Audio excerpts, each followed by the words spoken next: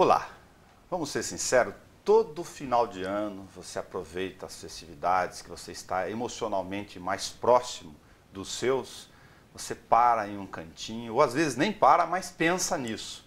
O que eu fiz nesse ano que não deu certo, como eu conduzi as minhas metas, como eu vou enfrentar os desafios do próximo ano e, infelizmente, no nosso caso aqui do Brasil, como vou enfrentar as dificuldades, o número de pessoas que deixam o mercado de trabalho e precisam sobreviver, antes de tudo sobreviver. Como se relacionar com isso e você acaba fazendo outras coisas, como que eu posso melhorar as minhas condições internas de relacionamento em casa, no meio onde vivo, com as pessoas que eu amo e dentro da minha empresa, com os colaboradores, as pessoas que trabalham e ficam a maior parte do tempo, do dia útil que a gente chama, presente comigo todo dia, como estou me relacionando com os colegas e como tudo isso está influenciando os resultados das metas que eu tracei. Parece bastante coisa, mas a gente vai conversar sobre isso com a especialista em serviço social, ela é professora da Instituição Toledo de Ensino, AID, em serviço social, em sistemas de informação, é a Cassiana Caglione. Na tela você vai ver que a pronúncia é Caglione, do italiano, claro, para a gente conversar um pouco sobre isso. Cassiana, obrigado por sua vinda aqui na TV Câmara. As pessoas fazem o que eu estou falando, a gente acaba fazendo, eu estou falando porque tenho o sentimento de que todo mundo faz, de que faz uma revisão nesse período que a gente está gravando aqui. Com certeza, Nelson. Primeiramente, quero agradecer a oportunidade, é sempre bom estar conversando com você e estar aqui e passar uma mensagem que é tão importante, né? Que eu acredito muito, que está dentro das minhas metas de trabalho, metas profissionais e pessoais, e justamente isso. Então, a gente falar sobre o que eu quero em 2016. E o que você falou faz total sentido.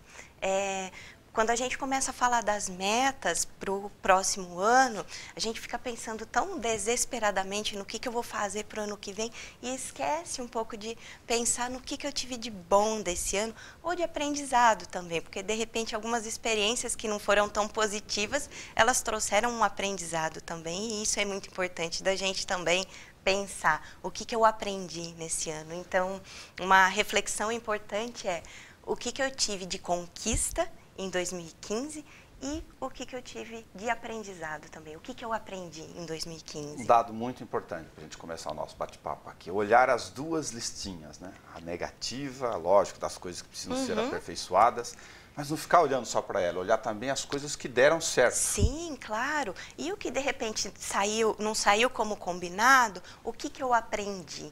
E essa é a principal lição, né? De tudo a gente tira um aprendizado. Então, quais são os aprendizados desse ano que passou? O que eu cresci, o que eu amadureci? Isso é extremamente importante. Se eu pensar isso do ponto de vista corporativo, agora, eu preciso me atentar também nesse aspecto do ponto de vista das relações internas e externas, esse contorno todo? Claro, é extremamente interessante. A gente tem visto também várias, na mídia em geral, várias empresas, desde o começo do ano, que estavam envolvidas com questões de corrupção, outras que tiveram problemas em gerenciar seus aspectos e impactos ambientais, sociais. Então, como a empresa se relaciona e também a nível interno, né, como que eu trago isso para os meus colaboradores, isso é extremamente importante. Então, a gente fala que a forma de relacionamento da empresa com o seu público, né, com o público de relacionamento,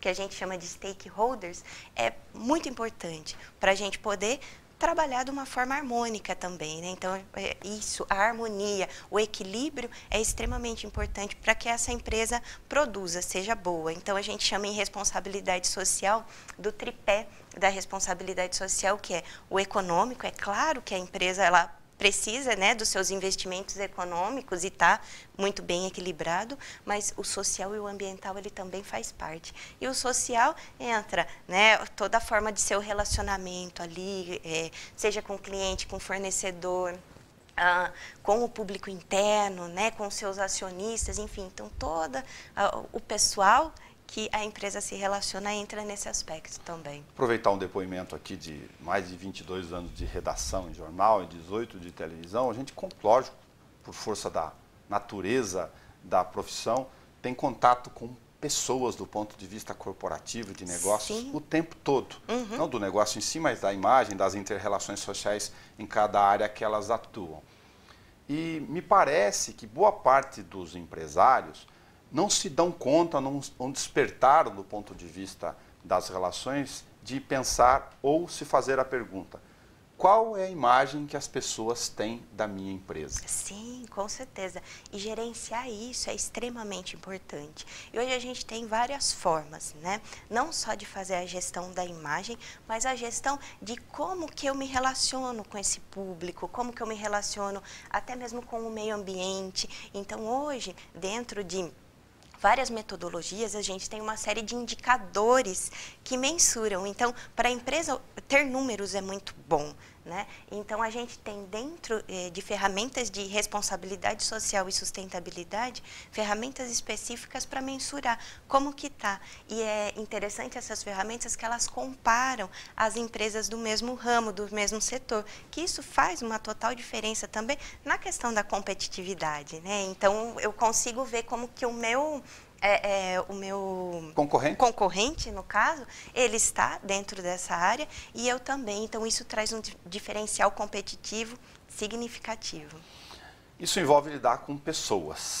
Sim. E pessoas são complicadas, pela própria natureza, de novo. Como você vê a questão do desenho da meta na cabeça das pessoas? Legal.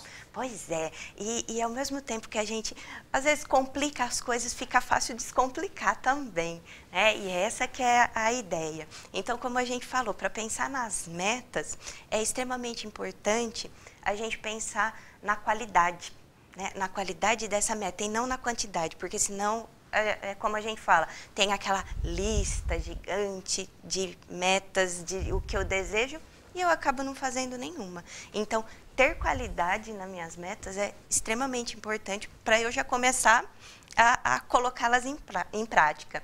E uma coisa essencial que é a disciplina, né? Então, ter qualidade e ter disciplina é extremamente importante para começar a desenhar a meta. Para lidar com a questão da disciplina aí, eu me vim como leigo, lógico, imaginando a questão de como você tem que organizar, dividir Sim, isso ao longo do espaço ao longo do do espaço do tempo para chegar nessa meta. Isso é extremamente importante. Então, uma coisa, para a gente dividir ao longo do tempo e fazer esse plano, a gente precisa saber o que a gente quer. Então, para desenhar essa meta, é extremamente importante a gente saber que a meta está na nossa mão, né? E não terceirizar a meta, senão eu quero, né, que meu marido faça alguma coisa, que alguém faça alguma coisa, não. Né? A meta tem que estar aqui na minha mão. Tem que estar bem definido, o que eu posso e como eu posso fazer. E como eu posso, e bem detalhado. Então, um exemplo assim, clássico, básico, só para a gente não perder muito o contexto. Uma meta de emagrecimento, né? Então, emagrecer tantos quilos, vamos por lá, emagrecer 6,5 kg até agosto de 2016. Então, essa meta, ela está na minha mão, ela está detalhada, ela está, né, bem estruturada e possível de ser feita, porque ela está ao longo do tempo. E uma coisa legal da meta, quando a gente vai traçando, então, o que eu tenho de valor por trás dessa meta? Porque senão ela fica sem sentido também. Qual o significado dela para mim? Qual o significado? Por que essa meta é importante para você atingir? O que isso é importante para você? Então, trazer isso, qual que é a importância dela, e isso faz total diferença. Quando a gente descobre por que essa meta é importante para a gente, é o combustível. A gente fala que é o combustível. É isso que vai dar, né, o gás necessário para a gente atingir. Estabelecer relação de valor, então? Valoração mesmo? Qual que é o valor? Qual que é o significado que essa meta tem para a minha vida? Qual que é a importância? E o que ela faz a diferença para a minha vida? Isso é extremamente importante. Pode parecer superficial, mas nessa ideia de não ter essa disciplina toda, de não pensar o chamado desenho da meta que nós estamos conversando aqui, as pessoas colocam tarefas lá que são, se não bem observadas, podem ser absolutamente dispensáveis. Sim. Exato. E que nem eram necessárias. Nem eram necessárias. E algumas que são tão importantes, a gente acaba esquecendo. E aí, é isso que faz o total sentido quando a gente começa a desenhar o nosso plano de ação. Quando a gente fala em plano de ação, Qual que é a ideia? A gente a gente fala em recursos. Recursos são pessoas, organizações, até mesmo o próprio recurso financeiro é importante, de repente, para atingir algumas metas. Então, na hora que eu começo a montar meu plano de ação, eu vejo o quê? O que eu já tenho. Então, é importante ter isso por escrito, inclusive, né? É sempre bom. Quando a gente anota também, faz uma total diferença, faz muito sentido para a gente. Então, o que eu tenho de recurso e o que eu preciso criar de recurso. E o legal de recurso que não é só coisa material, mas, por exemplo, quais as virtudes que eu tenho para poder conquistar a minha meta, né? Porque, de repente, a gente tem tanta virtude e acaba só pensando no material e esquece das coisas, né, dos potenciais internos também. Então, isso é extremamente importante. E aí, partir para as nossas tarefas. Então, determinada tarefa, olha, o que é essa tarefa, quando eu vou fazer, como eu vou fazer, com quem e uma coisa super importante, qual que é o prazo para isso? Porque se a gente não coloca prazo, né, Nelson, se perde também. Então, o prazo é muito importante também para a gente saber a data, quando a gente quer chegar, enfim, então para estar ali definido, para ser um lembrete também. E aí outras coisas também que valem super para quando a gente está caminhando aí na execução das nossas tarefas, né? Esse foi um exemplo de uma tarefa. A gente pode ter 10 tarefas para atingir a nossa meta. Então, colocar ao mesmo tempo. Inclusive. Ao mesmo tempo, exato. E aí, colocar tudo isso no papel é muito importante para a gente poder olhar e ver até quando que é possível, poder replanejar e tudo mais. Uma outra dica que é bem legal quando a gente faz tarefa é o quê? Ter formas de lembrar que a gente faz a tarefa. E hoje, com tecnologia, tem várias formas. Então, é o celular, às vezes até o próprio Facebook lembra a gente, né? De algumas coisas, de alguns compromissos. Acabei de anotar na agenda, antes de entrar para gravar no estúdio aqui, 2 coisinhas que eu preciso fazer ainda hoje. 2 tarefas. Ah lá, pois é. Certeza que tá... Não correr o risco de voltar, estou concentrado aqui e esquecer.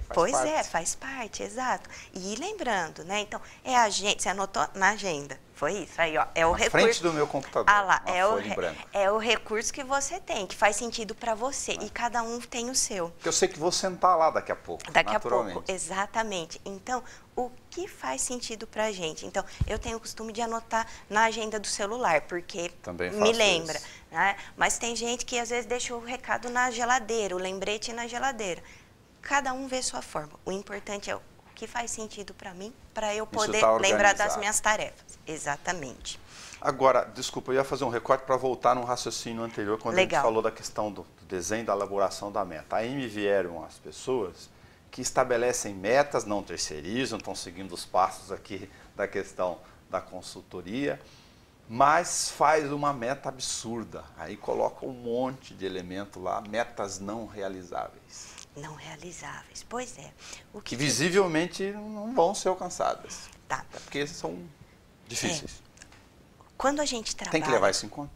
Quando a gente trabalha no processo aí de estabelecimento em metas, a gente trabalha muito com o que é possível de ser alcançado e dentro do plano de ação a gente consegue, né, quando você está desenhando e definindo, você consegue ver o que está dentro do alcance ou o que pode ser reprogramado também. Sim. Então, por isso, de se colocar no papel é extremamente interessante, né? É extremamente importante se ver, se olhar e ver se isso vai ser possível ou não, e se reprogramar e trazer um ressignificado, de repente, para algumas experiências que talvez ao longo daquele tempo não foram tão frutíferas, digamos assim. Então, a gente pode, de alguma forma, trazer um ressignificado para isso. Né? Vou anotando aqui já para passar para outra etapa da nossa meta aqui, de conversar sobre metas. Legal. Como que você vê o elemento da questão da frustração?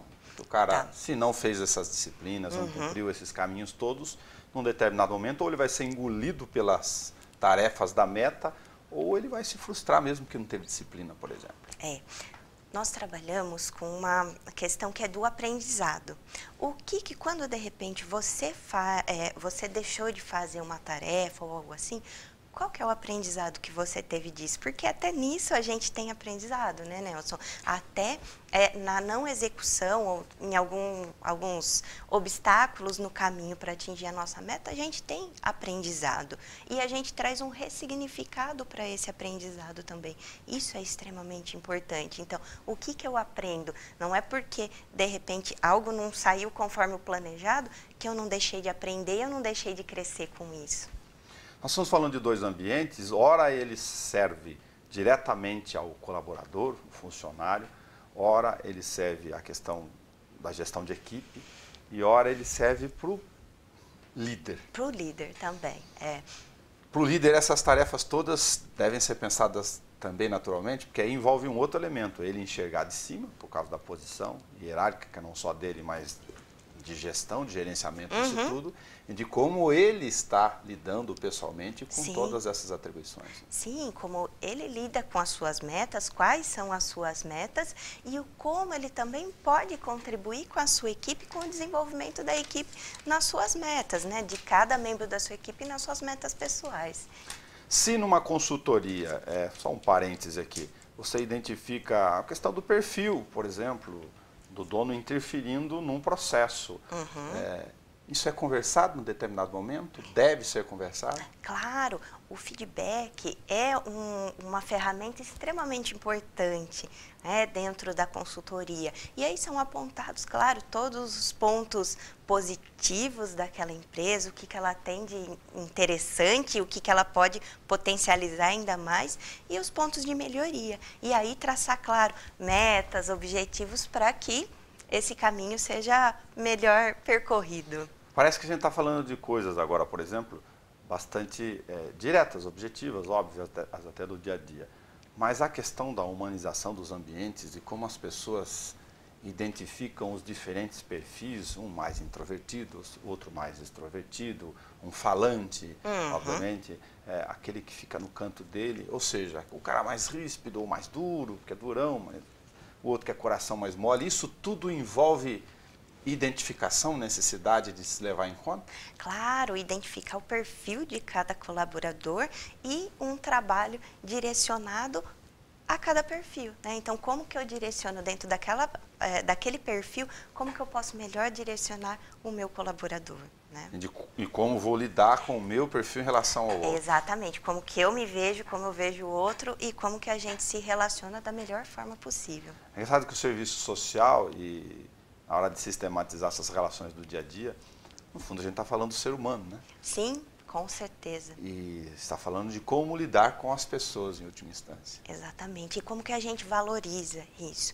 Porque a gente sabe que dentro da empresa, por exemplo, ou de qualquer organização, a gente trabalha dentro de metas, dentro de possibilidades, de recursos, é claro, mas todo mundo trabalha para atingir um objetivo comum. Esse é o principal objetivo de todas as organizações. Então, como que eu valorizo as pessoas para que elas atinjam esse objetivo? Como que a gente pensa no individual, no coletivo, para atingir o objetivo maior da minha organização? Cassiana, quando você falou de imagem, de responsabilidade social, no meio do nosso bate-papo, inevitavelmente eu fiz correlação com a tragédia de Minas Gerais em Mariana, e para as pessoas observarem, sob um outro viés, é claro, mas quando você falou de imagem, como um erro ou algo que não deu errado numa dimensão dessa, e nem precisa ser uma tragédia como essa, infelizmente, vai ficar marcada por décadas do ponto de vista do meio ambiente e da ocorrência do maior desastre natural ambiental do país, mas de como isso sufoca, agoniza uma marca, coloca todo esse trabalho que a gente está falando por água abaixo. Sim, e o que a gente trabalha muito é a visualização dos aspectos e dos impactos, tanto sociais e ambientais, né? E como que podemos fazer o gerenciamento disso, a gestão disso, né? E não precisa ser numa grande empresa, num grande impacto, de uma proporção grande. Mas a gente sabe que pequenas e médias empresas, elas também têm a sua interface. De repente, num nível um pouco menor, mas ela também tem sua interface, ela também impacta. Então, é importante a gente, dentro do nosso dia a dia, dentro da nossa organização, poder avaliar isso. O que eu estou possivelmente impactando, né, a sociedade, o meio ambiente, o meu entorno, para eu poder, de repente, tomar medidas preventivas. Né? Falar um pouquinho com o vetor da visão unilateral e sistêmica do empresário e da empresa em relação ao redor, o entorno, o mundo em que ele vive, para aproveitar um pouco isso. Por exemplo, uma questão aleatória mais prática aqui. Nós enfrentamos um problema de questão sanitária muito grande no município. Nesse momento, no final do ano de Bauru, que a gente está gravando, e no começo do ano também, chove muito. Aí questões muito específicas. A empresa não se preocupa com o descarte diário dos lixos que estão na frente da casa dele, na área de alimentos, no centro da cidade. Isso gera um transtorno gigantesco. Sim. O empresário tem que ter visão social de onde estou, o que estou fazendo com a minha vizinhança? Exatamente, isso é muito importante, né? Como que eu trato o meu público de relacionamento? E aí vai desde o vizinho de porta, até mesmo, por exemplo, aonde os meus produtos, as minhas embalagens, elas estão indo, elas estão sendo depositadas, enfim, aí você deu o exemplo do centro da cidade, de repente é um produto alimentício, algo assim, que está ali gerando um resíduo e entupindo o bueiro, cozinheira algo assim. Capricha lá no fricassê de frango, mas os mosquitinhos estão na embalagem descartáveis na frente todo dia. Então assim, isso é a imagem da empresa também, né? Isso é negócio da empresa. Então é importante ter esse olhar, não só ali, né, no meu ambiente, mas e fora? Como tá? Como eu tenho olhado isso? E esse trabalho de consultoria e tudo mais, então traz também essa visão de quem está de fora para dentro da empresa. Agora, nós estamos batendo um papo sobre meta aqui, do ponto de vista de desenho, de organização, de disciplina e de sistematizar isso em tarefas ao longo do tempo, do espaço, não terceirizar. Mas, para fechar o nosso raciocínio, o nosso bate-papo, guardadas as proporções, quase todas essas orientações servem para a vida pessoal. Muito, serve muito.